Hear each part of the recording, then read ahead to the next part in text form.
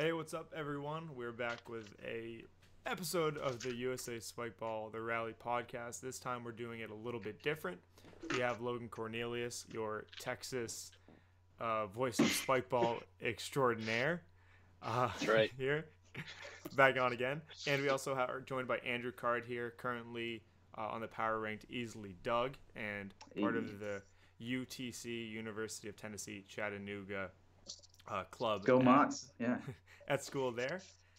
And so we got Andrew on today to talk about Collegiate Spikeball, his club, where he sees in the future, what he's done in the past, and all that stuff. And of course, that's why Logan is here, because Logan is the big guy behind Collegiate Spikeball. Doing what I can. Yeah. All right, so let's just start off. And Andrew, tell us about your club. Like, is an official club there? You just have a group of people, and what was the process like making that group? Yeah, so it is an official club, and we back in I guess it was the spring of 2015, we kind of started the process of getting all the info on what we needed and getting all the forms and stuff. And so it was a long process, but the university was pretty helpful in getting us through all the weeds of the paperwork and stuff. And so it took from about spring of 2015 to the fall of 2016 to make us an official club on campus. Oh, what benefits do you find from that? Is there much of a difference having that official club versus just having your group? To be honest, I don't see a lot of difference. I mean, we don't really get funding yet. We kind of have to send in funding requests every month, and none of them have been successful yet. So we're kind of just a bunch of spikeballers hanging out, having some fun right now. But it would be sweet to get some funding in the future. Did you tell me you got second at nationals? Yeah, we did. We got second at the first ever college nationals to Mike White over there. So did you tell your school that, and they still didn't give you funding? Yeah, we told them that this year. We're trying to get funding for the first month of August, and they just kind of didn't get back to us on it or anything. So really, that's one thing I've noticed is that some schools where there's just the clubs are getting money and able to go to tournaments with that, and there's others where the schools don't give out anything. That's how it was for us too. We didn't get anything. But there's others who are oh yeah, we're able to buy 20 sets and travel to 3 tournaments. Wow. Mm-hmm. Sort of I would have transferred back then. Yeah. Yeah. Have you guys hosted any events on campus? Yeah, so back in the day, we've done a few non-college tourneys, but last year we did our first legit college-only tournament in, I think it was late March. And that was a lot of fun. It was by far my favorite tourney I've ever hosted. I just really love the environment because it's a lot different than open divisions, because you actually have other people other than the players that are invested on how their college performs and stuff. And so it's super cool to see teams cheering for other teams and stuff like that. Yeah. And you didn't do that through the school, or did you do that on your own or anything like that? Because I know if we tried to add an event at UMass, I'm sure I wouldn't be able to get a field just if it was just me applying, but if I had the club, it'd be much easier. Yeah, so we did go through the school. We went through our club status, and they got us the field for free and stuff, and hooked us up with that, and helped us out with any setup or takedown and parking and stuff. So they're definitely willing to help, but I think financially it's a little bit different story. Yeah, that happens. How big is UTC? It is students? I think 12,000 students around there. It seems like the bigger schools are a lot less willing to help than the smaller ones, which makes sense. Yeah. Mm-hmm. Yeah. So with your group, do you guys have a set schedule, or do you just kind of have a group chat where you find people to play in? Mm-hmm. So we don't really have a set schedule, but we do kind of have I guess you could call them practices. So we have 2 separate group chats. One is for everybody who's ever wanted to play Spikeball UTC. We just throw them all in there, and then we try to play with that group once a week to see who's wanting to take it more seriously or interested in playing some more and getting to tournaments. And then that's what the second group is for, is more serious players who are committed to traveling and getting better, and so we can compete against each other and get better. So yeah, people. So do you have multiple? You have multiple days, or one day you play and it's everyone. The other day is more specific for those who want to compete. Yeah, so we don't have any set days, but we usually try at least one day a week. We're playing with everybody in that big group me that wants to play, and anybody who just wants to come hang out and play spike ball. And then we'll try to get like the more serious guys playing like at least 3 days a week. So what kind of turnout are you generally getting on those 2 days? Is it pretty solid, or is it kind of inconsistent?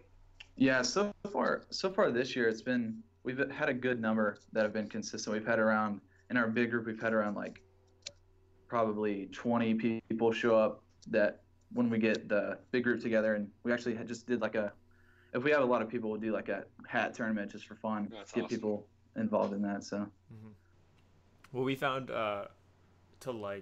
we did the ladder. You know, if you win at one net, you move to the next one, and if you lose, you stay. So you keep going up and you keep playing against people at your level. And I found that really works when you're not really sure of the skill levels involved, because it kind of helps facilitate who plays who. yeah. Yeah, we haven't tried that, but we should definitely switch it up and see if that helps out. Okay, so Andrew, you brought 2 or 3 teams to college nationals, right? Yeah, 2. 2. So like, were there more people excited about it, or was that just your core group? You kind of had just 4 people. Yeah, so we nearly had 4 teams come, but because of like the placement of where it fell in the date, it kind of like got sandwiched between our finals weeks. So a lot of people kind of got deterred from traveling because of that, because they wanted to focus on finals. But we had 4 teams that were definitely going to come up until the last minute and then just didn't make it. Do you have more, like, do you have that many people, 4 teams, like, ready for this year? Yeah, so this year we have definitely 3 that will travel for sure and like be very, very committed to the competitive scene. And then we have a couple of freshmen that we think once they get in the group of guys who are more competitive will be willing to like put in some money and travel and compete. So we're excited to see who all we can find. So with that, That's awesome. Logan, I think Logan knows what might be happening with college spikeball this year and in the future, but what do you want to get out of the spikeball this year and in the years to come through UTC and college spikeball?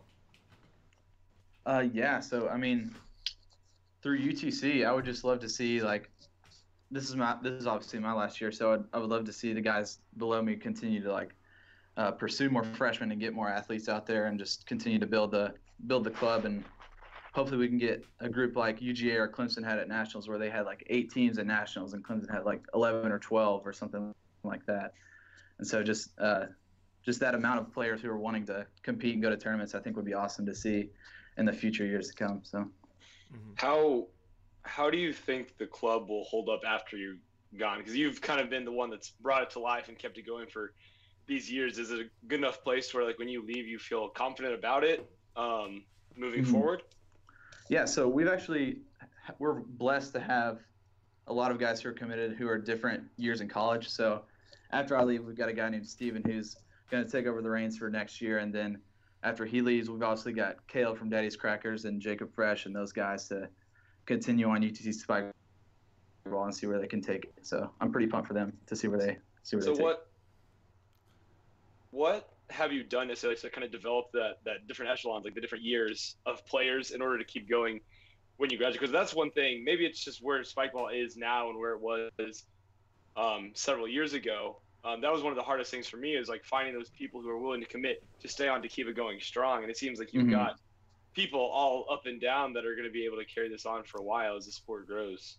Yeah, so I think a big part of it is investing in the freshman class each year and just finding those 2 or 3 people, maybe it's not a lot, maybe it's just 2 or 3 that are willing to really like dig into it and commit to train and like hang out with everybody and just travel.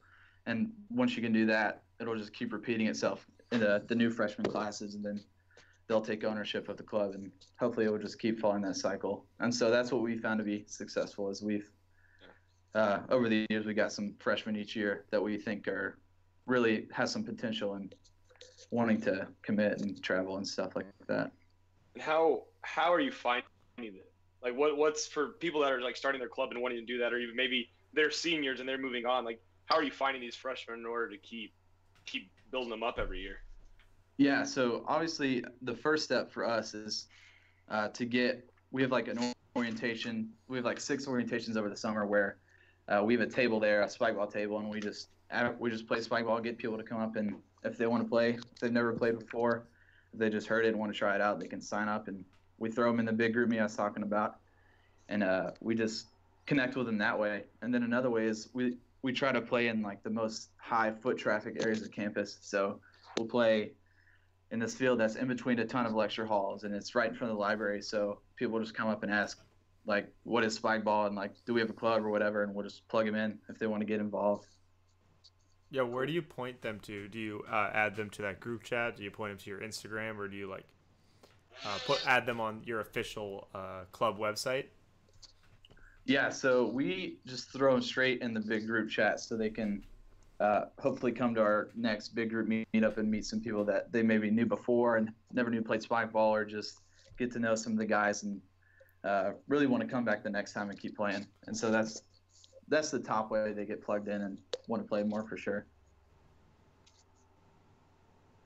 Cool. Are the people that are getting plugged in involved? Is this like, are they involved in other things, or are they like just involved in spikeball? Like, where's I guess on the priority list from all up and down the people that are in the club? Yeah, so it actually changes throughout the first semester a lot. So a lot of the freshmen are plugged into like a lot of different things. So we try not to like bombard them with like a bunch of stuff about how they have to be coming to spikeball meetups and stuff. So we kind of let them decide how involved they want to be. And then the people that do get more involved, we kind of invest in them more and try to see if they want to get better. And if they do, we help them out as much as we can and train them and bring them to tournaments and stuff like that. Awesome. Like that. Well, we always had meetings on Fridays and Saturdays, and what would happen is, like, Fridays we found that people like would love to go do it because it was like after class you get to go hang out, and then Saturdays was less so. I feel like people do a lot more on Saturday, or they're just kind of being lazy. So Yeah. less success there. Yeah, for sure. Friday is definitely one of our most successful days at getting people out there. Yeah, we probably should. We met generally like weeknights. Like, I think Tuesday, Thursdays were our days. Saturday was impossible just because, like, especially in the fall because of football season, because no one would be out there because they're watching football. But we would always do like in the afternoons. Probably should have done Friday though. Would have been a lot more successful. Yeah, for sure. Do you have good fields you can use, or just kind of go wherever you can? Yeah, we have a great field that's in the middle of campus, and they just, it's brand new. They just finished it. I think it was my sophomore year, and it's like one of the best fields I've ever played on. So it's great for spikeball for sure. Or turf or crop circles? Oh, it's grass, and we always joke around that we're like mortal enemies with the groundskeeper. So Yeah, we got some people angry at us at UMass because it wasn't even the club. It was just someone named Dan McPartland played in the rain and in the middle, not in the middle of a field, but in part of a field, and they were not happy with Spikeball Club after that. You got to be careful. Yeah, I feel that for sure. Yeah, but we always played on turf, so we didn't run into those issues. Yeah, you're lucky. There's a nice turf field that used to be right next to all the dorms, but it would always be locked up because it was for lacrosse and field hockey, and they would never let anyone else on it. And it was so upsetting because it was just always free. Selfish. But what a shame. It happens. All right, so what's your like biggest advice for one, like starting a club, and after that, like developing players to like become a more competitive club, because UTC is one of the most competitive clubs in the country. Mm-hmm. Yeah, so I would say for starting a club, don't be afraid. Don't be like intimidated by like the idea of like being a club president or anything. It's not as much work as you think it is, and it's really rewarding once you actually like get through all the paperwork and get like all the boxes checked and stuff like that. You get to meet a lot of different people, and you can get plugged in your campus in ways you wouldn't think you would before. And so I would just encourage people who are on the edge or like maybe thinking about it, just go ahead and take that step. It's not a big step at all, and I'm sure that you're gonna like the outcome of it. And what was your second question? About developing players to be more competitive. Mm-hmm. Yeah, so it's not necessarily about finding people who have already played spikeball before or know what it is. A lot of the people in our club, like Travis and Jacob Fresh, who's on Daddy's Crackers, like they had never even heard of spikeball like over a year ago, and they just started playing last year. And we just found athletes and found guys who are athletic and coordinated and wanted to compete in something out of high school. And you just find those people and commit to them and invest in them. And it takes time. It's not going to happen overnight for sure. It takes a good year for them to get in the competitive scene for sure. Yeah, I dig that. It takes a long time. I think something that was huge for myself getting into Roundnet in college was that I needed something to compete in, and I wanted to compete in something. And then you got to kind of find those players that also want to do that after college. So I don't know if people know, like we had our friends from Natick that came, and we started our club freshman year, and then our sophomore year, Anthony Wrench shows up to Spikeball Club, and we add him to our group. And then the next year, Dan McPartland shows up to Spikeball Club, and we add him to our group. And both of them had like barely played before, just in the summer. But you can find those people that have potential and that want to play, and it'll just keep going. Definitely. I think every year it gets easier and easier to add people because Spikeball is more known. People know that they've heard of Spikeball, they've heard of Roundnet, and they want to become better, especially with like the structures in place. Like there's a competition, there's something to actually compete in now, so it gets people more excited about that. That was one of the biggest issues we ran into was people would come and they'd get excited and they'd want to compete but there'd be nothing to compete in. They'd come and play, but the numbers wouldn't necessarily be there sometimes, so people would fall off. But then senior year, like the National Collegiate Roundnet League that ran for 1 year, competed with other Texas schools, we would get 3 or 4 teams that want to compete and play just because they have something to play for. So it's exciting to see it happen because people are having something to play for now, and it's more recognizable, and more people are coming. Yeah, I think if you host tournaments on campus like you did last year, I think that'll be huge too. Because last fall we went to a lot of tournaments, and so every weekend instead of having our Friday/Saturday meetup, we'd be like, unfortunately, our core group is going to this tournament, and sometimes people like would be interested, but they don't really want to drive an hour and a half, but if the events are on campus or kind of close by early in the year, then that'll help them get interested. And then maybe later in the fall when you're like, hey, let's go for this hour trip to this other school, I think they'll be much more interested. Yeah, for sure. Get your foot in the door. And I think that's another great way. Like if you're hosting a tournament on your campus, that's a good way to get those freshmen who are on the edge of like really not knowing what it's all about, just get them to go to that tournament, and hopefully they get the bug and just fall in love with it and want to travel more. Yeah. How do you market your tournaments on campus when you host them? Are you just kind of like putting it on USA Spikeball or your Facebook page hoping people see it, or how are you going about getting more people to come to those tournaments?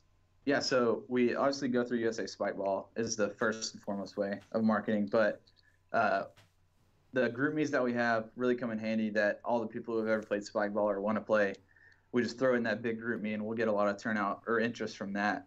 And we'll also market on our Instagram page and different stuff like that. And then university can help in some ways, like putting up flyers, but that's usually not a great way to get the word out. So we usually rely on the group meets and the Instagram. Pretty good. I like that having the big group me, especially because you have the second one, so they don't feel bombarded. Yeah. Pretty good. That's awesome. That's one we would partner with student organizations, and that got us. We'd have pretty big turn-ins just by partnering with them, which was always cool. Especially if, you already have a core group, which is fantastic too. So it gets a lot of people coming. Yeah, we're going to have our first like tournament that we're partnering with like the Campus Activities Board coming up in November. Nice. So that'll be our first like partnership tournament. So I'm excited to see like all the new people who come out to that. Have you thought of having like two divisions, like having one like just a straight beginner division and then have your other division as well? I thought about that more for our upcoming tournaments we have, because as we've seen through like the open divisions this year and like the big spikeball world, that the intermediate division has blown up and people have loved that. And so I'm definitely going to add either an intermediate or beginner division and see all the interest we can get in it.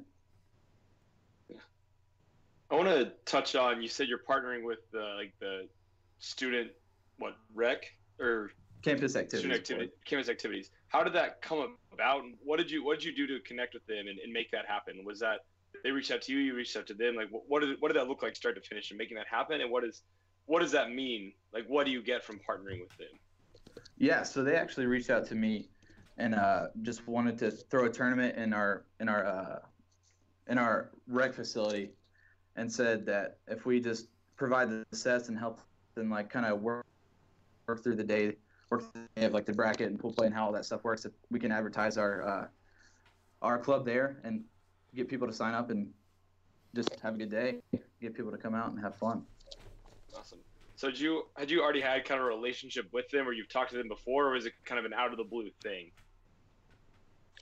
Yeah, so my contact person actually I had a relationship with before. She goes to a campus ministry that I go to as well, and so she connected with me through that, and we kind of got talking about having a partnership in a tournament. So Cool. So networking definitely a key thing in wanting to grow your club for sure.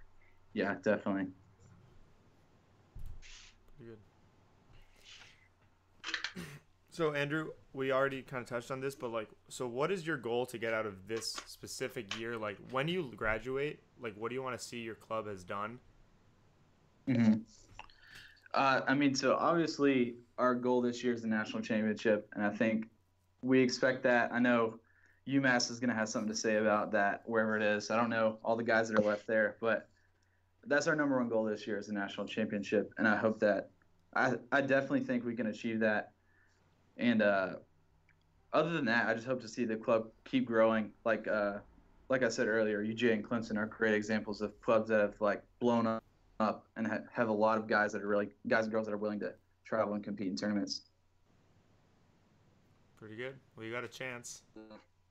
Yeah. Logan, what about you said? Sorry. So was that Mike? I was gonna say, but does Texas A&M? Do they have anything to say about it? Well, I hope so. I'm working on it. There's a couple guys that are they're bringing life back to the club, and maybe not the championship, but I think they can make it pretty far. We'll see what happens. That's all I want is I want to see them succeed.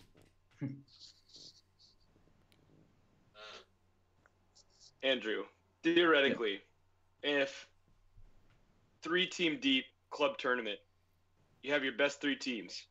How far would UTC go? Would they go all the way? Do they have the depth for that? Oh, we would easily win. No question about it. I Wow. think our top teams can beat any top 3 team any top 3 college in the country. I'm definitely confident about that. Our top three teams train together all the time, 3 days a week at least. So I'm super confident in our ability. How does it feel to have the first major transfer news in college Roundnet?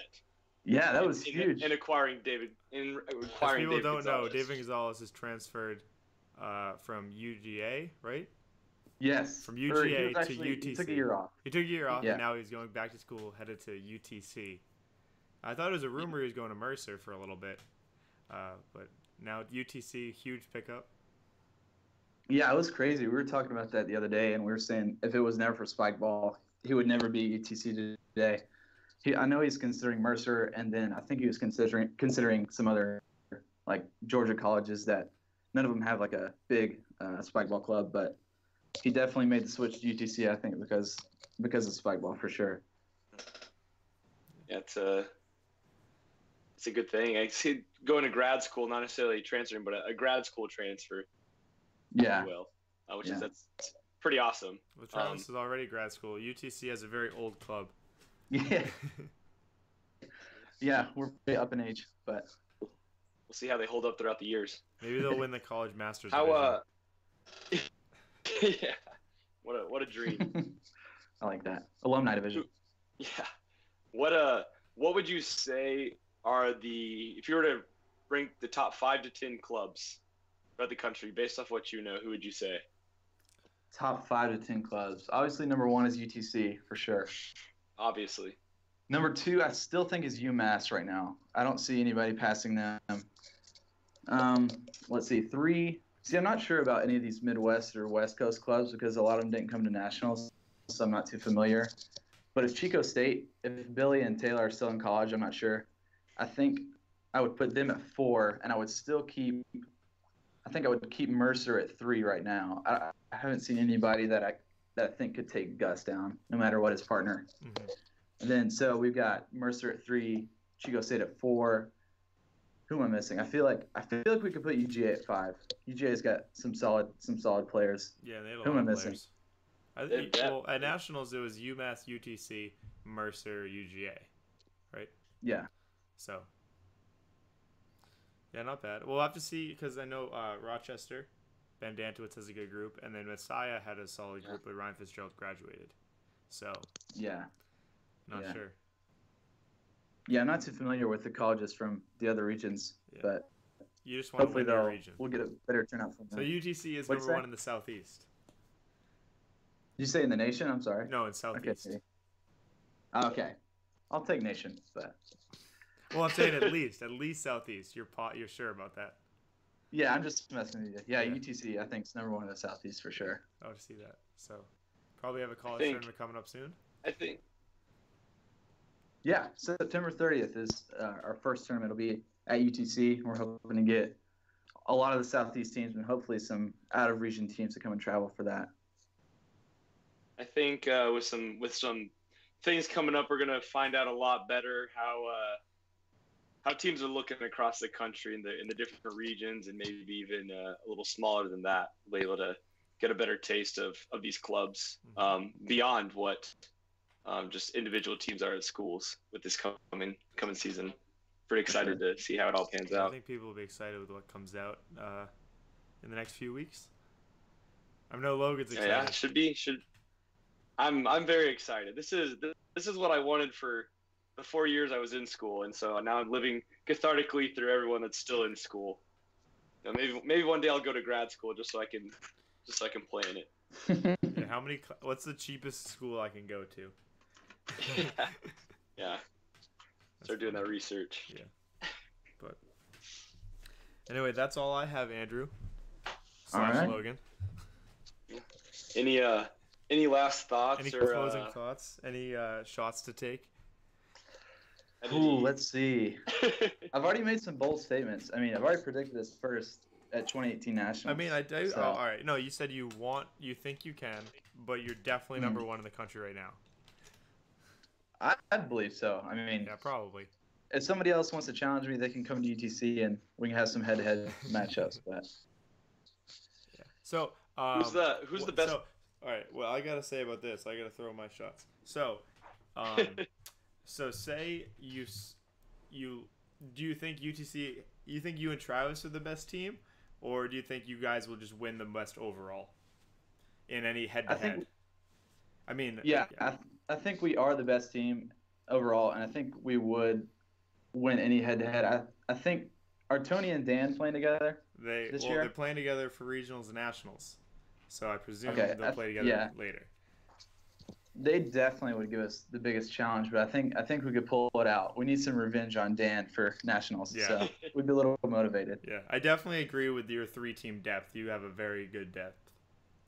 That unmatched. Like UMass doesn't even have 3 teams. Yeah, for sure. Yeah. Question: good. You said you've explained the superiority of UTC over other schools, but who's the best player at UT Chattanooga? Wow. Wow. You're really on the gauntlet on that. Dang. I would have to say it's my own partner right now. I'd have to say it's Travis. His serves have just reached a new level, and there's dirty. I mean, I haven't seen anybody that hasn't gotten aced by Travis who we've played. So I would say Travis right now for sure. Going with the humble pick. I like it. It was the same guy that put himself to place tied for 5th. Or no, he didn't even put himself in his prediction for college nationals. Wow. Yeah, Travis is a pretty cocky guy, so that might get to his head. Might have to put him in his place, but we'll see. We'll see what happens. All right, so any other statements? Any other big shots you want to take? I think I'll leave it at that. I don't want to.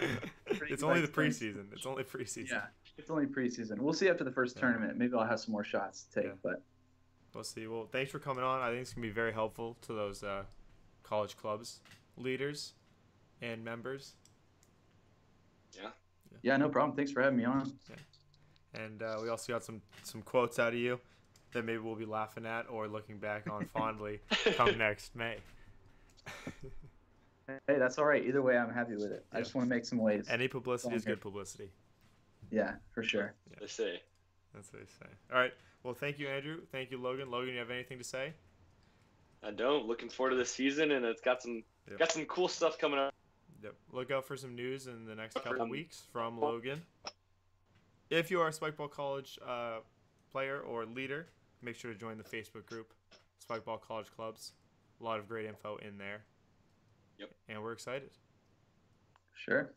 And last thing, if you want to start a club at your school, there is a guide that Logan has created. So I'll probably put a link to that in the description of this video / audio.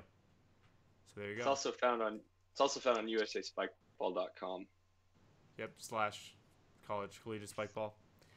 I think so. Somewhere. It's somewhere on there. There's a tab for it. You can find it. But anyway, peace out, everyone. Hope you have a great day. Go Mox. See you later. Go Minutemen.